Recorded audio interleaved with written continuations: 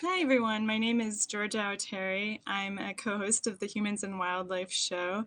And with me today, as always, is my co host, Christian Zase. Christian, what are we going to talk about today? Hello, everyone, and welcome. This is our 18th episode. Welcome to the Humans and Wildlife Show, and welcome to my co host, also Georgia Oteri. Yeah. So, today it's going to be quite exciting. Well, Georgia, it's more your area we're going to talk about. What is it going to be? Yes, yeah. So we're going to talk about rock climbing and wildlife, the intersection. Yeah, I asked you what we were going to talk about. You were supposed to ask me. I messed it up. It happens. Yeah, so I'm a rock climber though, and You are. um, and I like animals, and we have this show. So we decided that we would talk about the intersection of those two things. So like the animals that live on the cliffs, and also more so like the interaction between climbers and the animals. So just like any outdoor recreation activity, there's the potential for conflict, but there's also a lot of potential for beneficial interactions where people are helping to facilitate conservation efforts. So we're going to talk about both of those things today. That's a very interesting subject because, Georgia, the last encounter I had with cliffs actually was not as a climber because I'm definitely not a climber. Um, but that was in July when we had peregrine falcons at the mine site, and that was a big story. And I was so much aware of wildlife and cliffs, especially with peregrine falcons there. So I'm really looking forward to seeing how you can explain. How you actually get up there. Maybe we should start that way. I mean, what does one? How does why should one even become a climber? What made you become a climber, Georgia? Yeah, well, I definitely wouldn't say, oh, someone should become a climber, but if it's something that, is intriguing to you, it's actually, I think, a sport where I like it because it's a thinking sport. There's no fast movements for the most part. I consider myself extremely clumsy.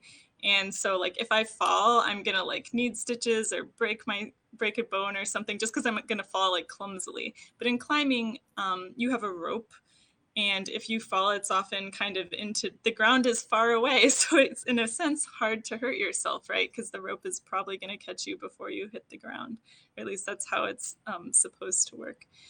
So yeah, like the styles of climbing also become important when we think about like how they're impacting the animals and nature. Mm. So one style is called bouldering, and that's when you actually climb very close to the ground, and you're close enough that if you fall off, you hopefully won't get hurt that much. And I have actually one of the clips is of me bouldering, so I'll just pull that up very, very quickly. Um, so this is, we can talk more about this one later, so we won't talk about it too much now. But you can see like it's literally a big boulder. That's it.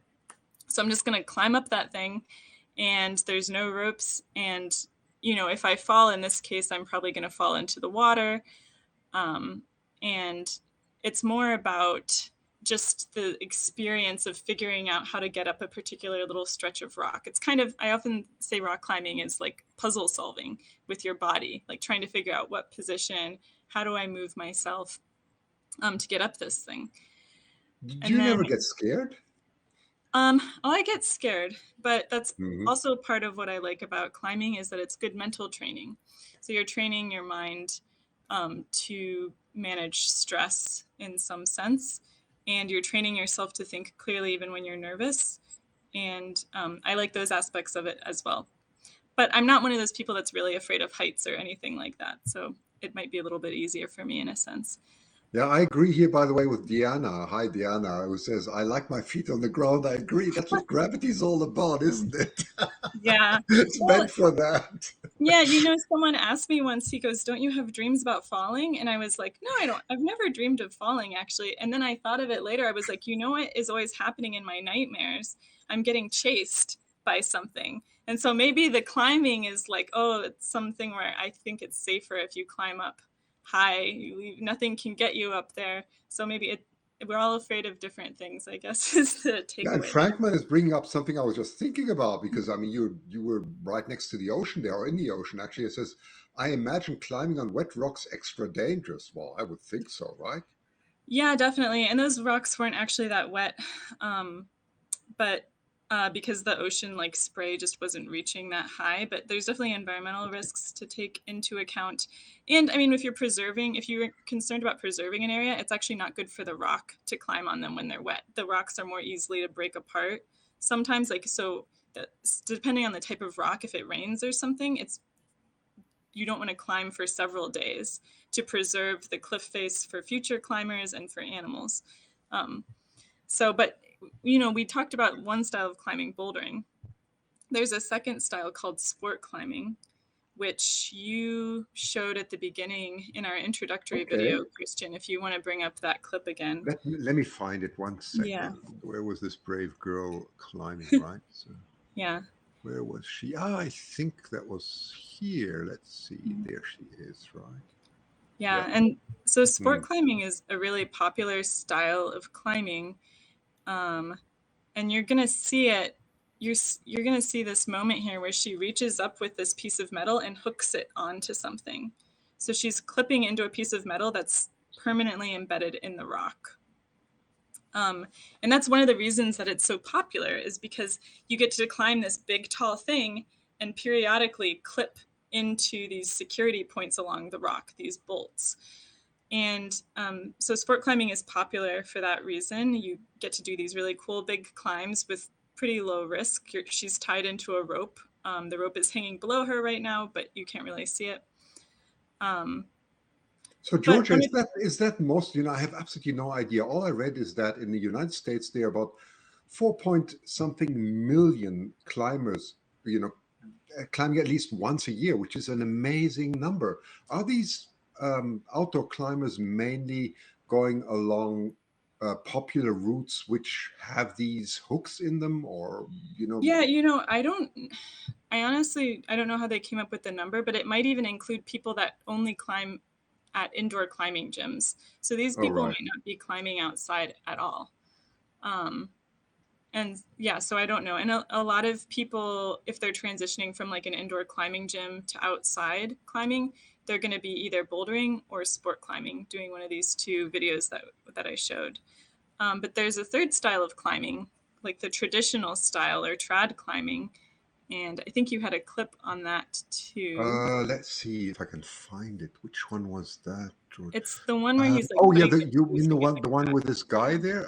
This one? No. Yeah, this one. So Yeah. like Okay. instead of these sort of semi-permanent like anchor points in the rock, he is just putting in this gear that like uses friction to hold itself in. And so he's going to take that out once he's done with the climb, and there's going to be nothing left.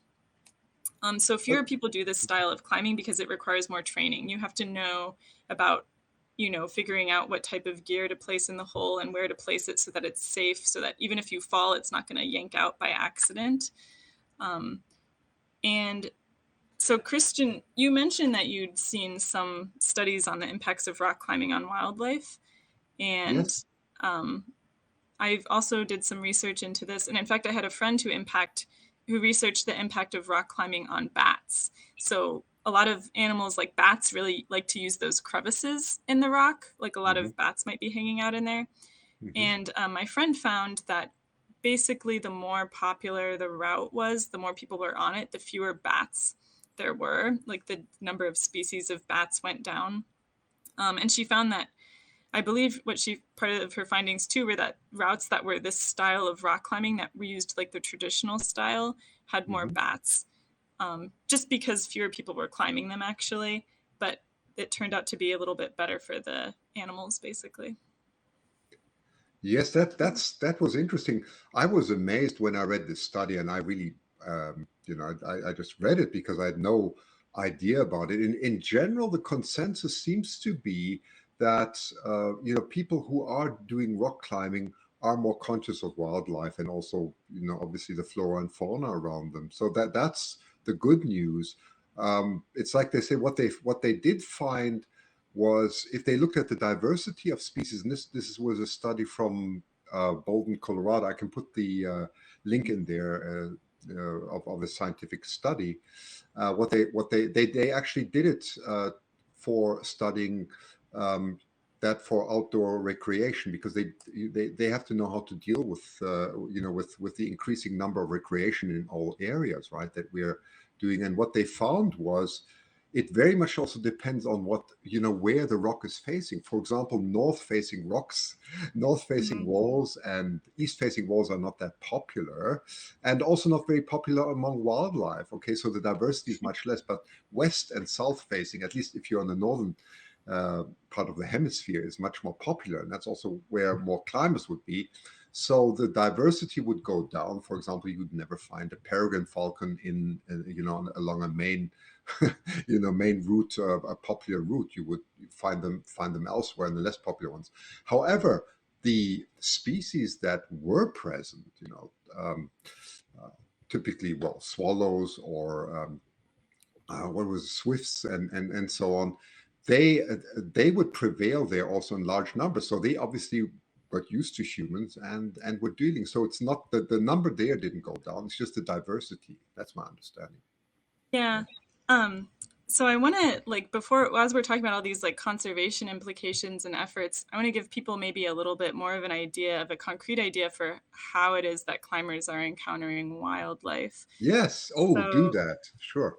yeah, I'll just share a few clips here to set the scene. So this is from a climb I did this summer in Arizona. So it's me and my climbing partner standing on top of this Oh basically my goodness. big rock pillar You've got to that be we out of your mind, Georgia. Sorry.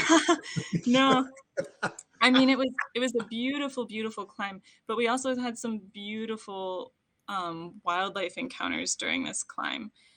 And so that's kind of to set the scene, but then can get a little bit closer here. I'm going to kind of zoom in set by set with a series of videos here. So this is another shot from that climb, and you can see there's a big crack in between us in the rock going down, right?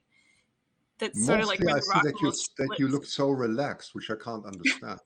Well, I'm tied in. I'm tied into some, anchors at the top, so I'd probably only fall a few feet if I fell. But like that crack in between us had a bunch of bats in it, like a bunch of Really? bats. It was so cool.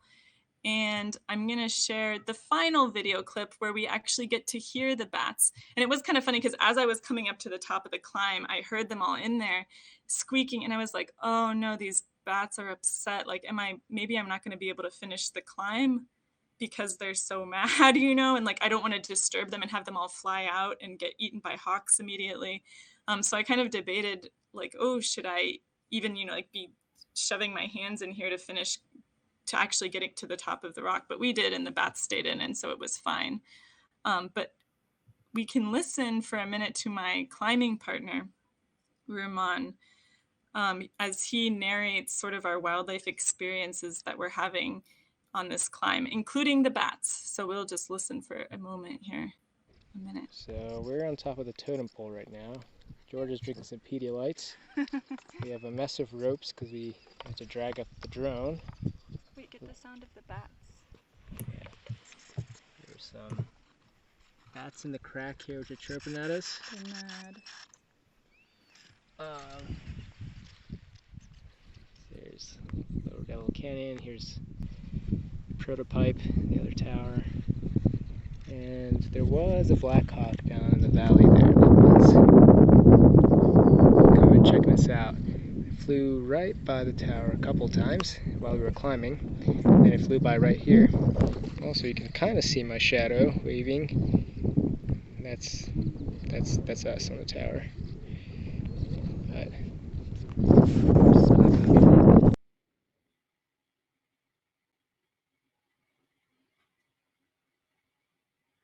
That's incredible. Before we even talk about wildlife, can I just ask you, what is easier, to get up or down? Oh, wait, you're muted. Wait, you're muted. I'm just going to unmute you. Wait a second. Okay. Thanks. Sorry. Yeah. Yeah, to get down is certainly easier. So you just rappel down, which is basically like you already have your harness on from climbing, right? And so then you just attach yourself to the rope and slide down it, basically. Yeah, so especially in this case, it's definitely easier to get down. You're not like trying to climb down. Yeah. Oh, thank goodness. Okay, at least something's easy. Yeah. Yeah, it is kind of a nice, relaxing, like, oh, you like take in the climb and the scenery, and it's all quite beautiful. So, yeah. Oh, okay, let's get to the wildlife part now. So, was it a little bit difficult to understand? Maybe you could just, verbalize what was going on there. Yeah, so we climbed to the top of that thing, and then, we showed, like, could you hear the audio okay? Actually, I should ask that. You have to ask the audience. I'm not quite sure, Oh, or yeah. the viewers, if they could hear. Yeah, let us know if you could hear the audio. Yes, they could. audio. Okay, yes, Yeah. thank you. Okay, they could. Great. Okay, that's fine. That's fine. good. Yes. Yeah, and so the bats you saw, and I talked about quite a bit already, but yeah, you saw that beautiful green valley, and there was a blackhawk just flying back and forth periodically along there, and we saw a peregrine actually as well. It wasn't in the video, but a little while Really? later, some of those cliffs that were like next to us, like right the closest rocks, had a peregrine like fly into them, and I don't know if it had a nest back there or what. So that was pretty cool. I did take some of that footage with a drone. Someone asked about that, the stuff that's far away from the rock. And we decided to do that because it seemed safe to spite the birds because, well, we hadn't seen the peregrine yet at that point, but also the blackhawk was kind of far away for the most part. Like it was more down by the green part. There is another video I'll share a little bit later where I actually recorded the footage with my drone, but I didn't fly it. I was literally just holding my drone to use it as a video because there were peregrines nesting nearby, and to keep them from being mad, basically. So. Yes, interesting. Wow. So, Gentleman Ghost just saying, next clip to Yosemite El Capitan. Is that going to happen? Have you been there? I haven't been, but that's definitely like the mecca for climbing in the United States and honestly like worldwide. So El Capitan, yeah, is Capitan, sorry. in That's Yosemite. Capitan, No, it's fine. Capitan. It's like a very beautiful climbing area, and that gets into what's called big wild climbing, which is similar to the styles of climbing we've seen, but the climbs are long enough that you're actually spending the night on the wall, oftentimes, potentially. Some of the routes, so they make tents that you can hang, suspend vertically, and they have a stiff platform, or it's really just more of a ledge. You can use a tent or a ledge and sleep overnight on the cliff face, and then continue your climbing in the morning, basically. So. Well, I can't imagine sleeping on a ledge because you really have to remember which way to turn, right? If you turn the wrong way. You're gonna not only dream that you're falling, you're really gonna fall. I never had that one. You would definitely stay like, kind of tied in all night or, secured in some way so that even if you rolled off, it would be okay. That's wonderful. Really amazing. I have big admiration for you, George. Really. That's great. Yeah.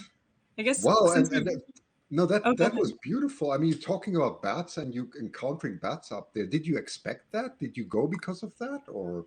No, I didn't expect it. I certainly didn't go because of it. I think it's not uncommon for climbers to encounter bats, though, when they're climbing. In fact, there's even an organization called Climbers for Bat Conservation. Oh. I'll put the link. And basically, what they do is, in addition to encouraging people to be friendly towards wildlife and stuff like that while they're climbing, they encourage climbers to report their sightings of bats. That way we can learn more about like which species are using what cracks and what areas on the cliffs the bats are using and stuff like that. So I'll put a link to their page in the chat. But yeah, so that's an example of how climbers can help collect data about wildlife that is useful for people. Yeah. And then I'll include, because we were talking about the raptors, I'll include another clip that is also from Arizona. And so this is the example I was just talking a moment ago about where I decided not to fly the drone because there were nesting peregrines nearby, and there was actually a route closure for nesting peregrines. So the birds tend to nest in the same place year after year, and so Yes, of course, yes. yeah, so you can look online before you go climbing somewhere and see like, oh yeah, this route you're not allowed to climb it. You're not allowed to climb this area of the rock for these months of the year. And so we were abiding by that. But even so, the peregrines were very upset at us. And so I felt kind of bad because we were climbing a section of rock near the area that was closed down for them, but it wasn't the area that was closed. But even though we were that nearby, they were still upset and like swooping kind of at us and stuff while we were climbing. And so I felt kind of bad because I was like, oh, if I had known that was going to be the reaction, then I would have not climbed that route. You know what I mean? Sure, sure. But you can be happy it's not an osprey. I mean, ospreys have made the most serious attacks on people. I don't know if you know that, but they're really serious. I was once, and that is nothing. I'm deviating now a little bit from the topic, but I just want to quickly say I was once actually photographing an osprey from the street. I was surprised, Mhm. and Mama osprey came straight diving at me, and I had to really Oh, duck. wow. And they can become, I wouldn't want to be a rock climber being bombarded on top of it by some Yeah, raptor. it was Wow. it was very stressful actually. Yeah, because we didn't know. We were like a little bit, worried for the birds, but also a little bit worried for ourselves. And so I'm not sure like what goes into the decision on like how much of the rock to close down for the nesting season and stuff. But I imagine part of it, I'm sure they factor in like how popular the area is. Like if there's tons of people there climbing, maybe they should close off a little bit bigger of the section. That way they don't stress the animals out. But in this area we were in, like you can see there's nobody else around. We didn't see any other climbers the whole day. So what is your experience, Georgia? I mean, no, I know you're very responsible and probably much more cautious than other people, but did you ever find irresponsible climbers concerning wildlife? Have you ever seen anything like that? Um, well, yes, I've seen irresponsible climbers that are just, I mean, I think one of the biggest Mhm. things that people do that maybe they don't think about is they make a lot of noise when they're at the rock climbing area. I So see. they'll bring their outdoor speaker, they'll have it turned way up, and I don't think, Outdoor speaker, are you serious? Oh yeah, my like a God. boombox or something. Oh, come on. Yeah, Really? and so like I think it's kind of nice to have, oh, it's like a party with your friends, you're all climbing, but I think it's not very respectful of nature and it's not very respectful of other climbers if you're around. Um, Well, I'm a bit surprised. I thought that's what people come out there is to, especially in climbing, you completely enjoy the wind and nature. That's what I thought. I didn't know there was such a thing. yeah, no, definitely. And it's kind of, there's different like subcultures within the sport, like, and a Yeah, lot of of people course. that they spend a lot of time in the climbing gym and they only are in the climbing gym for their first, years of climbing maybe. And they're used to being in that environment with a bunch of people around, with music playing through the speakers, and then they kind of like bring that outdoors. Um, and so I think that's one of the biggest things. And I have to admit too, it's a lot of it is about learning. So I think by the time I started climbing, I was old enough to be responsible. But when I was younger, I've been caving since I was like 5 years old, the first time I went caving. And I remember Right. like when I was a kid, like high school or middle school, I remember going into caves that I was not supposed to go into. Like I remember like climbing over chain link fences that were Mhm. like locked to get to like a cool cave and go explore it. And um in retrospect, I shouldn't have done that. And I know at least one of those caves was closed for bats. It's like closed because they didn't want to like disturb the bats that were potentially using the cave.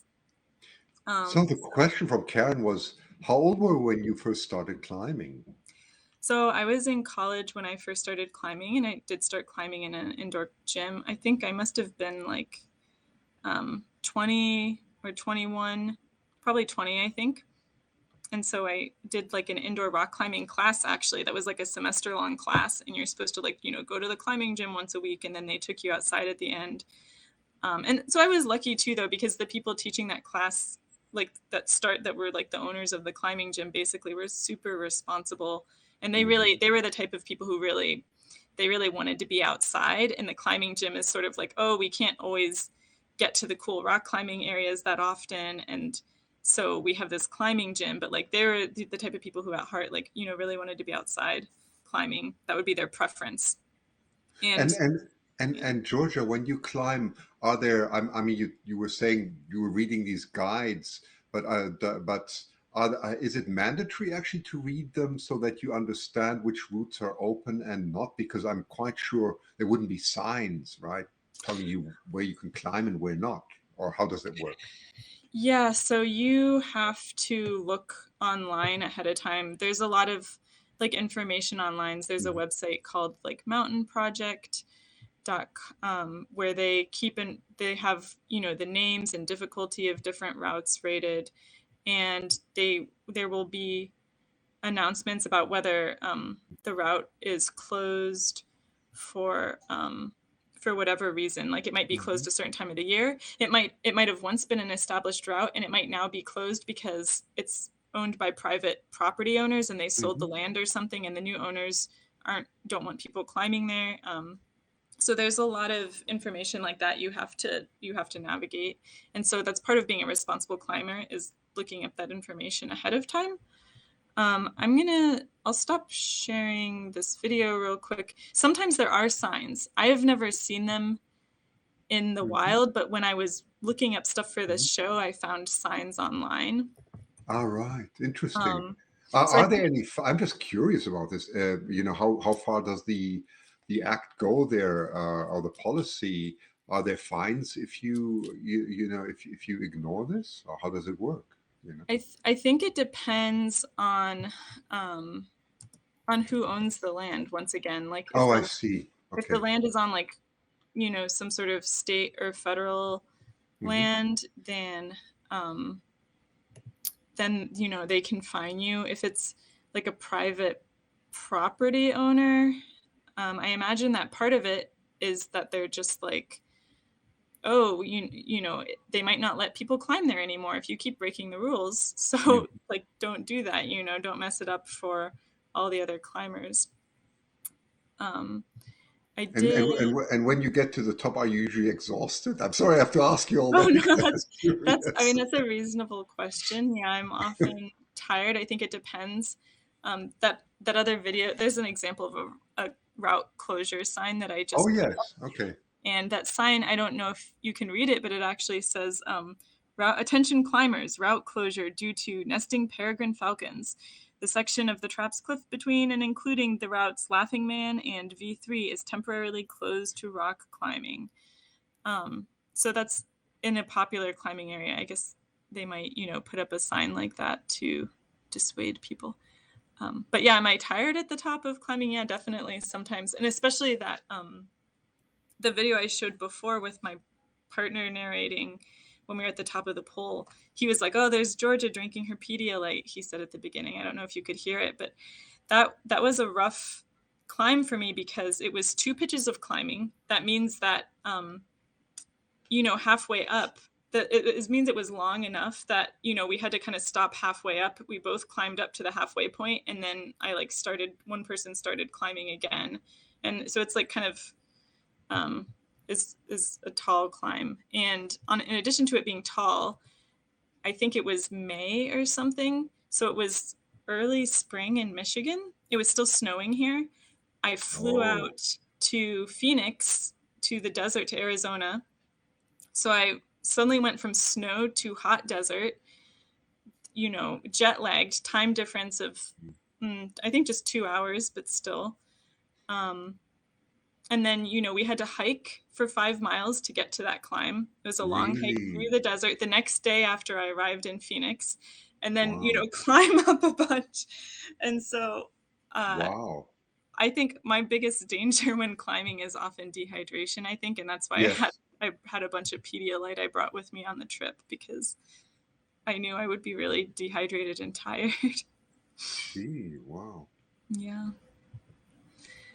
Um, I'm trying to see. Let's see what other videos we have here. Hang on. Oh, I know there is like some articles I wanted to talk about that just have like best practices, because you talked about people Hmm. not respecting the climbs potentially.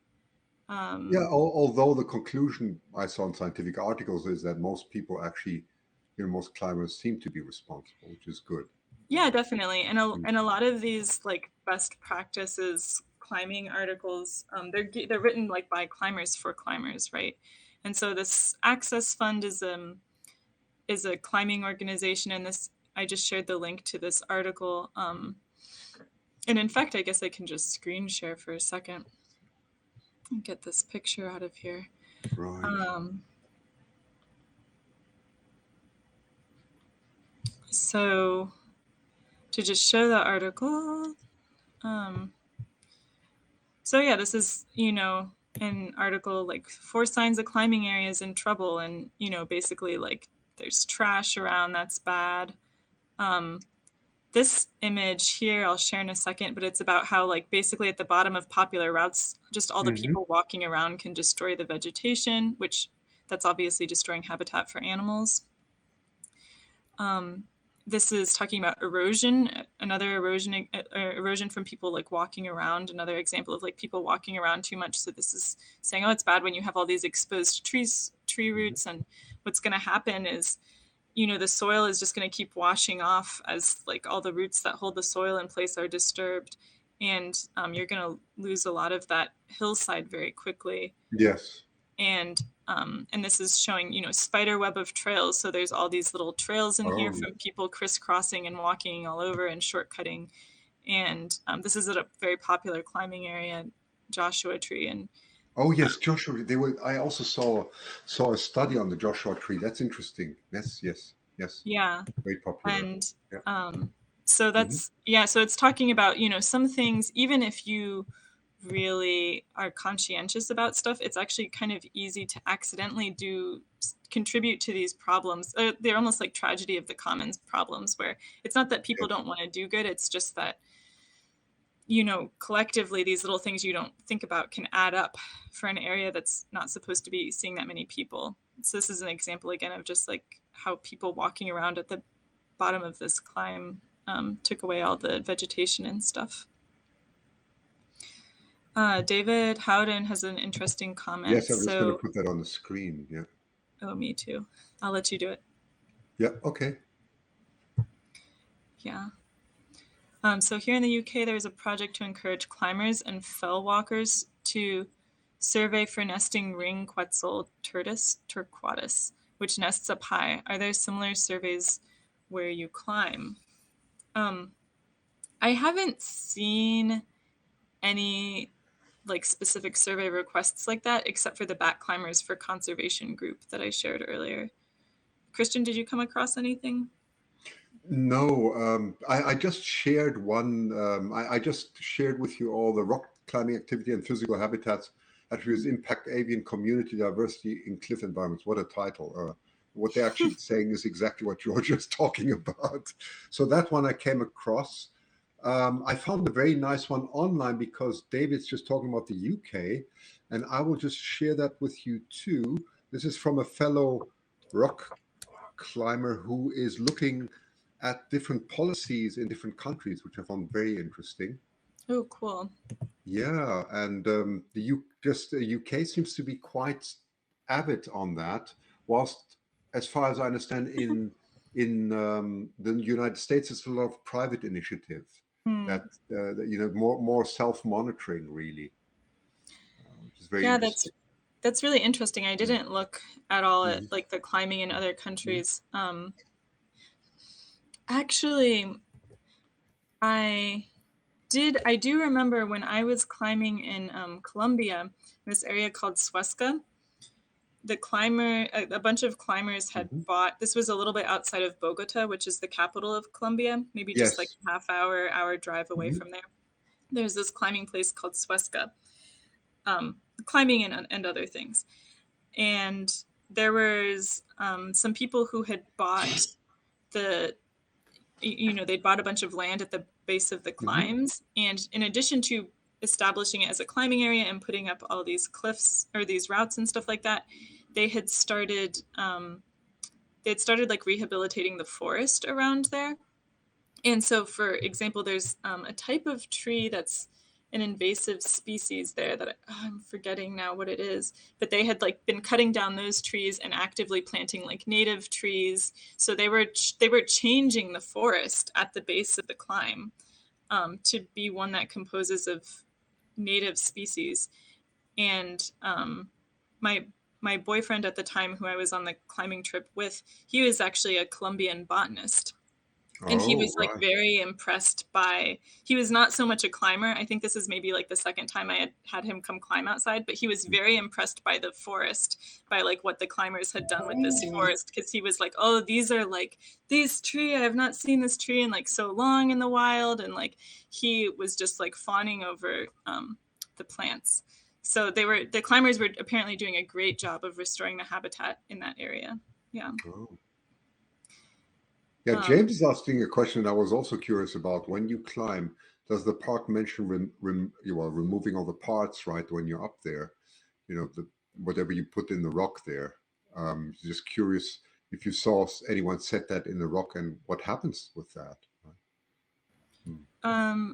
I'm not entirely sure that I understand the question. I'm No, trying. it's just, well, you know the big story about Mount Everest, right? It's a very famous one.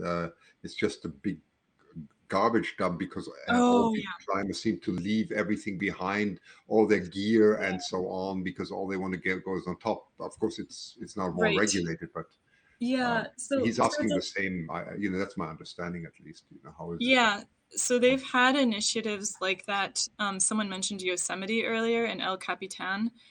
That's a case where the climbs are like big enough that it's, I think from what I understand, there's like can be like trash there. It's a Yeah. really, it's an area with big climbs and that's really popular, and so you can have like danger of trash accumulating and stuff like that. And so there are some like climbing action efforts where the climbers do work and like try to like have like trash removal, and they have helicopters come in and like put up like bags of trash and stuff like that. And I think, also you can hike to the top of those climbs though, so it Mm. can't just be climbers in that area. But yeah, Everest is, mountaineering is kind of like a little bit of a different situation because the climbs are just so much bigger. Yeah. Yes. Yeah. Oh, interesting. Oh. Yeah, I know. You know, I know that the parks are getting a very, very strict now for astronomers. I know I'm deviating a little bit. I'm just thinking how their Mm-hmm. policy has changed, and I'm just wondering how that goes for climbers because I used to love going to Moab. You know, Moab is it's just wonderful national park.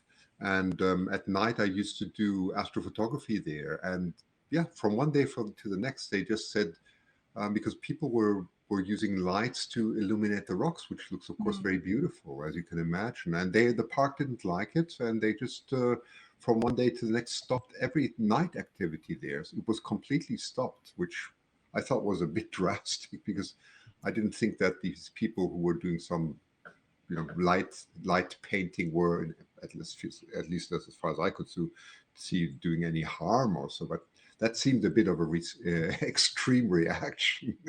So I was wondering if something similar happens with climbing. Yeah, I think again it's hard to say because like I think the land ownership is so spotty in a lot of areas that it's like, oh, this is national forest and this is private Mm. property. So yeah, I think it's highly variable, I guess, is my takeaway. um I am looking, I'm sorry, I was like dead set on trying to find some photos of this like beautiful um restored area in Colombia. Yeah, But in the, take your time. Take your yeah, I'll deviate a little bit and do another wildlife time. encounter climbing thing, I guess. Yeah, show us. Sure. Um, so I showed this clip earlier, but I'll show it again.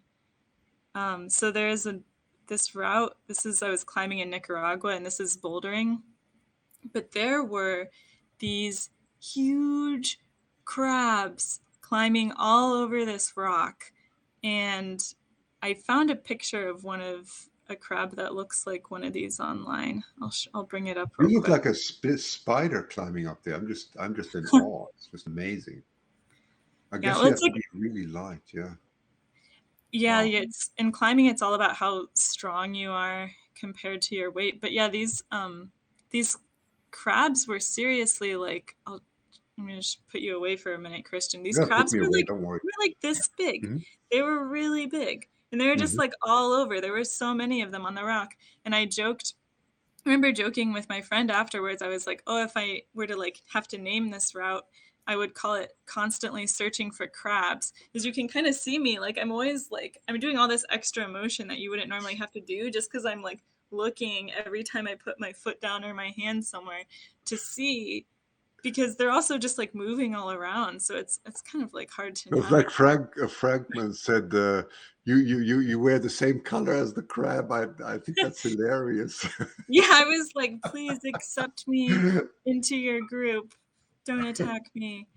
Um, but yeah, I'm gonna bring you back up now, No, that's Christian. okay. That's fine. It's just Yeah, really. I thought it was a brilliant comment. Yes. that that it is a smart observation I would not have Mm. made before. I didn't even think of that. And Coordinated. Gentleman Ghost is And asking, yeah, of course, which side are you on, the Pacific or the Atlantic? Actually, which side was it? so that was the Pacific side. Okay, Um, okay. yeah. And yeah, actually not too far, just down the beach during this trip. So this was I went for my 30th birthday to Nicaragua. This was a few years ago. And Ruman, who was in the previous climbing videos I shared, and his wife Hmm. Isa, who is she talks about bugs, does a bunch of live streaming on bugs. They're both like just a mile down the beach surfing. So this was a really popular surfing area. And I was like, I tried surfing one day. I was like, it's not for me. I'll just climb. I'll Oh, just it's find funny. some. I did windsurfing. I loved it, but Oh that's yeah. I just. Oh my goodness, you can really go like crazy on that thing. At least you fall in the water, it's much Well, easier. so that's the thing though. I don't like that. I'm like the thought of like falling unexpectedly, even in the water, and then it's like I don't know. It's down there. If there's like sharp coral or something, I didn't do it. And like yeah, Issa is an amazing. Andrew from Scotland says Issa is a delight. She is a delight, and she's actually an amazing surfer. She Great. keeps herself Wow. pretty closely to talking about insects and bugs on her live stream, but she's an awesome surfer, Is as that I so? How witnessed. interesting. That's Hmm. yeah. Yeah. Um, so yeah, so this was like another so this was another boulder a little bit farther away, but this one had no crabs on it. I think just because it was far enough from the water. So I liked that boulder better. That's the only takeaway from that. Um, yeah, I'm just scrolling through, seeing what other videos we have here. What other questions from the audience? Now is a good time for that. There comes exactly the call from Gentleman Ghost that I was going to make. Georgia is worried about falling in water, but not from hundreds of meters cliff. That's exactly my comment.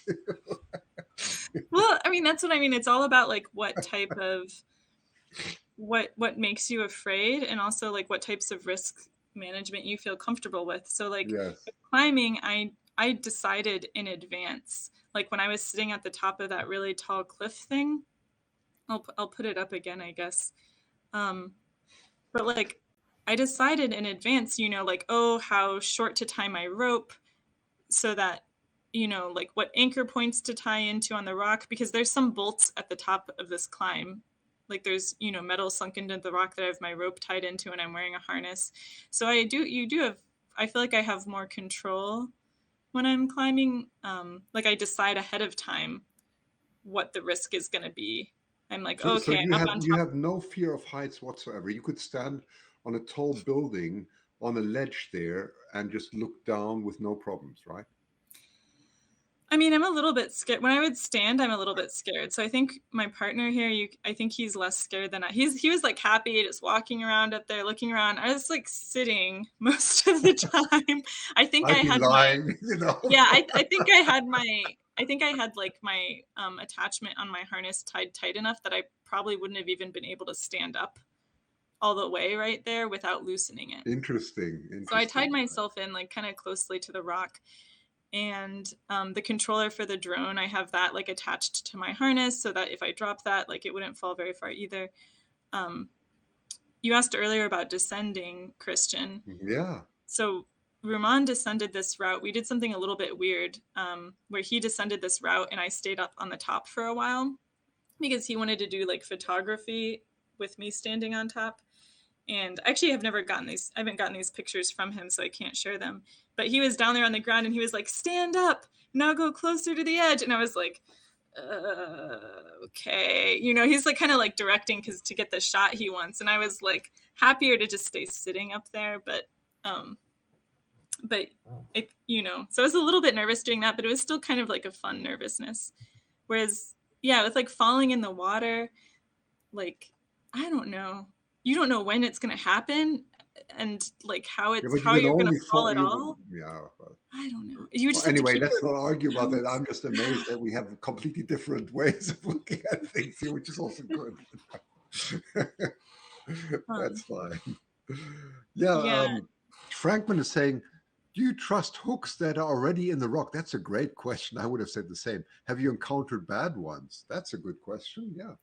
Yeah. So definitely yes.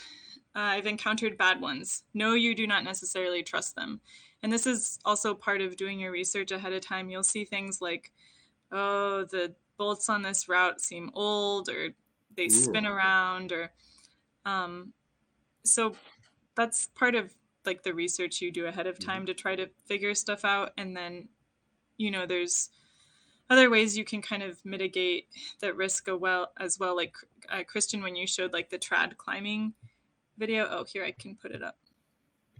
So I always have we always have stuff like this with us that like we could use to add some sense of security, you know, something else to catch us if we fall. There's not always a good place to put it, like if there's no cracks in the rock, but you know, we try to come prepared. The thing is, you know, you can kind of assess in that moment. Like you can walk up to a climb and say, oh, these bolts seem bad. I don't want to climb it. I'm just not going to do it. Or you can climb up to a certain point and then say, oh, this particular bolt seems bad. I know that I'm going to fall to my next bolt, but like I decided that bolt looked good, so I'm fine with that. I don't know, something about it just seems, yeah, controlled. But there is definitely a level of you're constantly kind of assessing conditions and risk as you're climbing. How am I going to fall? Brenda wants to know, how long did you two stay up there? You see, everybody's fascinated with this. So I mean, we stayed up there for not too long. I mean, it was really hot. We're on like the top of just. Is that right? Not totally windy. I would have thought it would be very windy, right? But it was windy, hot. I stayed up there quite a while because to get that for Roman's little like photography shoot.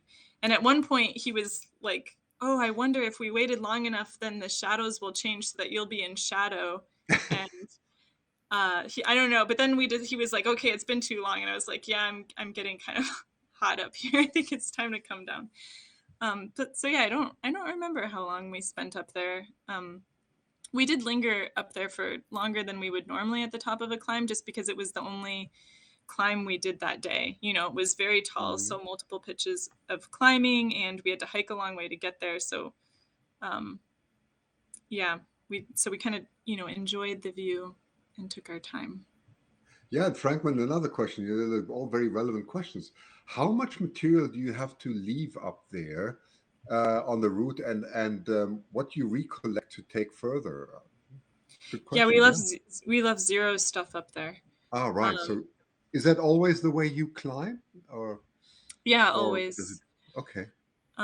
So the only thing the only human sign remaining on that route when we left were the bolts. So that route is bolted. And I think you can even see, I'll play the one video again with Ruman talking, but this time I will turn him off. You can see some of the bolts and metal that are going to stay at that route after we leave, and that were there before we came. And how long do typical climbs take? Oof. I think it just kind of depends on, you can climb, 30 feet or whatever in, just like 5-10 minutes. If you're like, once you're all tied in, you have your harness on and everything, and you're set to go. Um, Fortunately, I don't think I can pause. You can see the chain by my knee. Wow, look at that. You Oh see, my I goodness. wish I could pause it. But you see there's like some chains and metal D-rings and stuff in the rock. Yes, That yes, yes, yes. so yeah, that stuff was already up there. And Wow. it's gonna stay up there after we leave, yeah. But it's nice because then like my harness is clipped into those chains right now. Oh my Um, goodness, it even goes up there. You're not the highest. Wow. yeah. So um but yeah, I think that's one of the reasons the cleanup efforts are so much easier because you bring all your rope. We don't want to leave stuff up there because our equipment is expensive. And J.G. Wall says, leave only footprints, sweat, and bolts to help others, right? Yeah.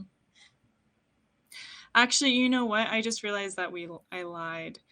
There, we talked about traditional climbing where you put the stuff in the cracks Mhm. for protection. Sometimes stuff can get stuck in the Ah, in the crack. Like you get it wedged in there enough that you can't really get yeah, it of out. course. Or I can maybe you imagine. try, yeah, maybe you try to get it out and then it's like stuck in there. Mm. We did leave one piece of equipment there, which was kind of a shame. I mean, I think that thing costs like $20 or something like that, but maybe a little bit more. But hopefully it'll help the next person. Maybe they can just clip Yeah, it. sure.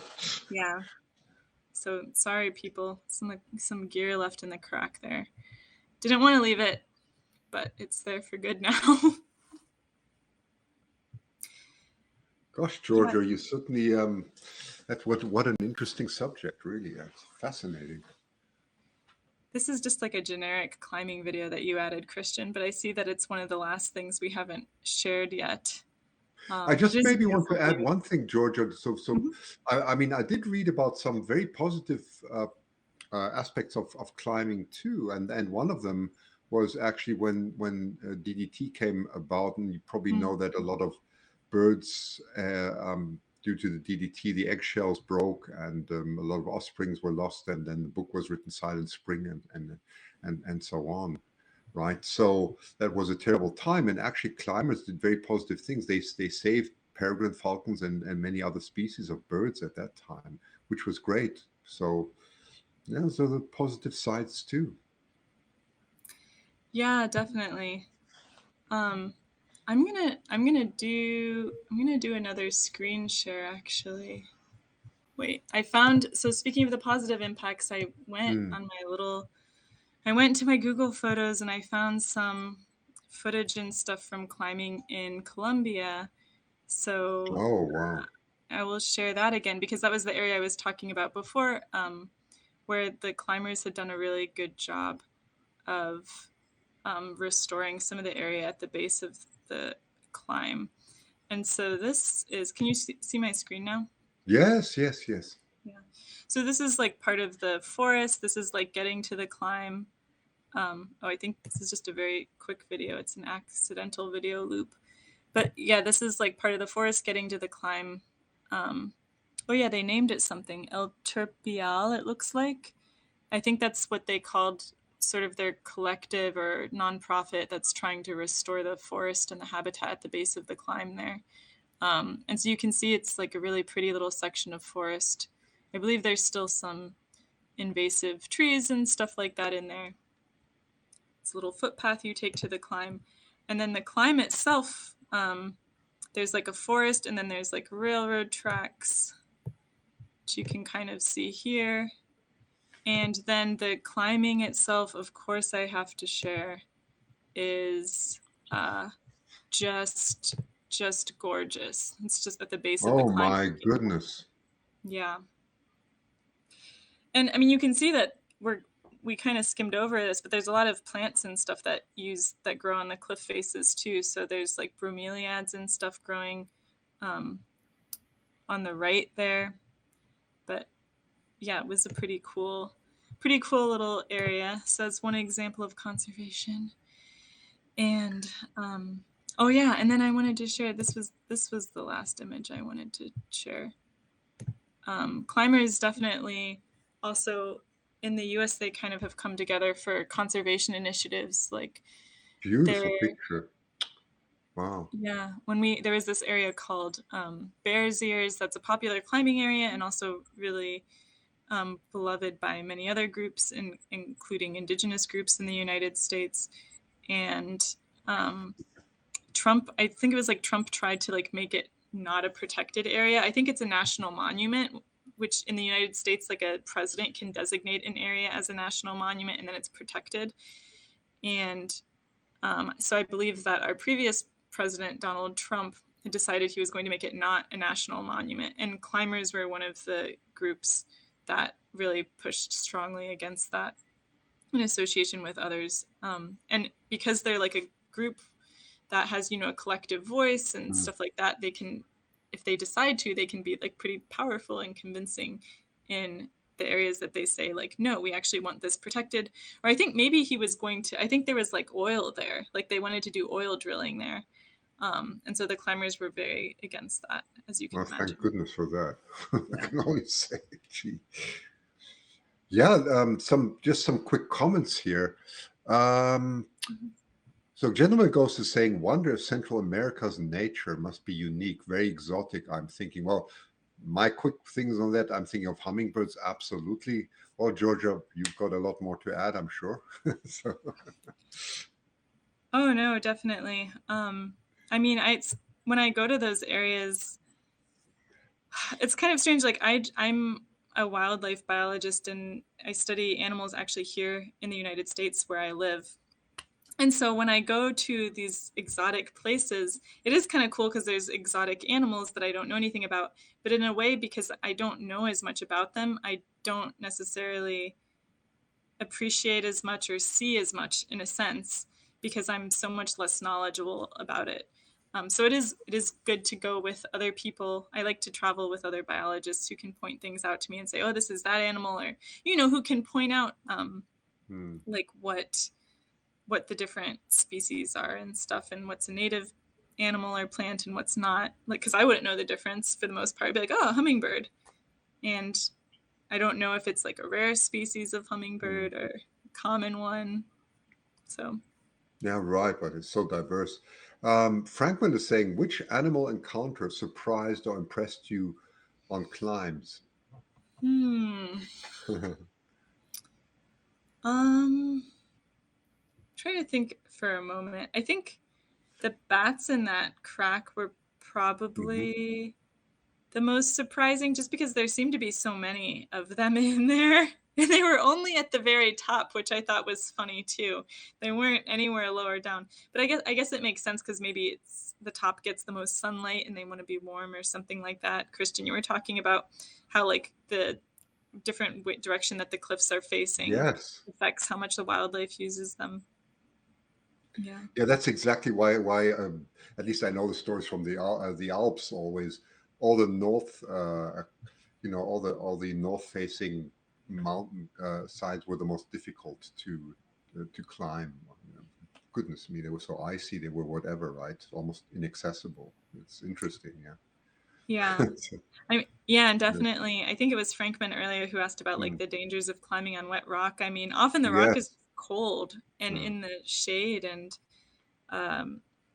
your fingers get cold, and that really affects your climbing a lot, even if they're only a little bit cold. So yeah, managing stuff like that, like the heat and the cold and wetness and all of that is part of it, and the animals care too, right? Oh, exactly. Well, Laura says, I never thought about the skills needed to reach certain wildlife areas. Very interesting. Oh, yes. Well, Georgia is an all-around skill. There you go. Yeah, I have. So I guess as a closing statement, I will admit I have, as someone who studies wildlife and even someone who studies bats, right? I've thought about, oh, should I design like some cool research project that's gonna, like I have to go climbing to collect this data. Oh, shucks.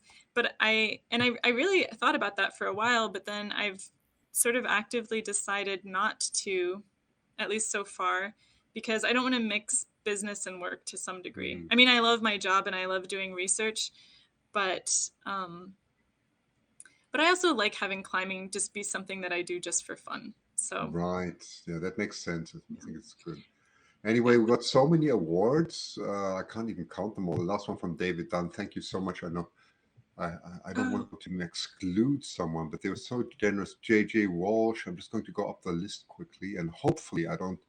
Yeah. Yeah, definitely. We Yeah, I appreciate can't scroll awards up all so the way, but you much. got so many comments here. It's amazing. So thank you for all the kind contributions, everyone. Yeah, it's so appreciated. I'll add a little thank you comment maybe at the end after we sign off of the broadcast, because these awards are really encouraging, and we appreciate everyone's input and feedback and comments and questions during this. Even if we didn't mention your comment, I promise I've read them and I'm like fascinated. I like hearing about your experiences and stuff. And Yes. the feedback is also encouraging for us to like keep doing this and keep taking a little bit of time each week to think like, oh, what are we going to talk about, and what do we think people want to hear about? So There it's comes just another one really from appreciated. Frankman. Oh my goodness, got so many Yeah. awards. Yeah. That's fantastic. Really. Yeah. Thank you. Well, to close it out, I guess I'll just answer this one last question from Yes, David from Dunn. David Dunn. Yeah. What's the most height you've climbed in one day? Actually, I can't answer it because I don't know. It was definitely that last picture I showed looking up at from Colombia, looking up at the sort of jagged rock roof up ahead. I think that was the tallest climb I've done. I can Google real quick how tall it Yeah, sure. was. That's a I typical don't. astronomer. That's an astronomer who would ask that question. How Yeah, high? I How know. It's far? Yes. yeah. So I think it was roughly in the range of 100 meters, maybe we'll say. Let's say it Um, was 5,000 meters. Yeah, that's a good one. I like it. yeah, 5,000 meters. Yeah, I looked up that that area. The routes in that area go up to 150 meters high. This is in Suezca in Colombia, and it was like 5 pitches, and we did 3 pitches. So I'm bad at math. I don't know what to tell you. Very Okay, but nice. yeah, it's fun. Well, if there's no other questions and no other comments, I would just like to say, yeah, thank you again. It was really fun to get to share 2 of my passions with everyone, or 3, I guess: conservation and animals and climbing. Like, what a fun, I don't know, fun, joyous thing. Fingers crossed, I actually have a climbing trip in Chile tentatively planned for next month for November. So Wow. maybe there'll be like a little mini update about that. Oh, interesting. Good. Oh, And if Chile. you, Well, Chile is my favorite place for astronomy because the skies are just perfect. There's no place like Chile, really. So great. oh, Amazing. yeah, Yeah. maybe Yeah. you'll have to come too. You can come and do You know, photography. don't I will. I mean, goodness me, they have 25 clear out of 30 clear skies in Chile, and they really mean the whole night. That is unheard of anywhere in the world. I'm sure David Dunn can comment on that too. But from my telescope, the most reliable observatory we have is a partner in Chile. It's just incredible. And I always wanted to go there, and then COVID came. Oh my goodness. So I'm still really, I will go. Absolutely. And I'm sure you're going to climb all the rocks there, right? It's just incredible. Yeah, well, I mean, if things go according to plan, David, this will be my new record climb. It'll Yes. far surpass my previous climbing height. But again, it's like fingers crossed. You also, with COVID and stuff, you don't want to count on things, and um, you submit like your vaccine information to Chile ahead of time, and then they approve you for like entry and stuff like that. So there's also like waiting on I don't want to call it bureaucracy because that's like a negative connotation, but there's like waiting on like permissions and stuff to go through. So yeah, cool. And David, or sorry, Christian. So many Davids I was talking to. Christian, do we have a topic for next week? Yes, we do actually. We are from Michelle Alexander. It's going to be about art, again, wildlife. So we're going to do drawing, art, and wildlife. Exactly what the topic is there, I don't know yet, but it's very exciting because it's going to be a bit different. So very Oh, nice to look cool. forward to that. Yes. Yeah. Yeah, let us know what like art wildlife things you guys have in mind maybe, and they might get incorporated into next week's topic. Yes. Good idea.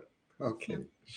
Well, thank you, everyone. And thanks also to our co-host, Georgia, who really ran the show today. Thank you so much for making it so interesting. Yeah. Thank you, everyone. Thanks for joining, and we'll see you next week at the same time.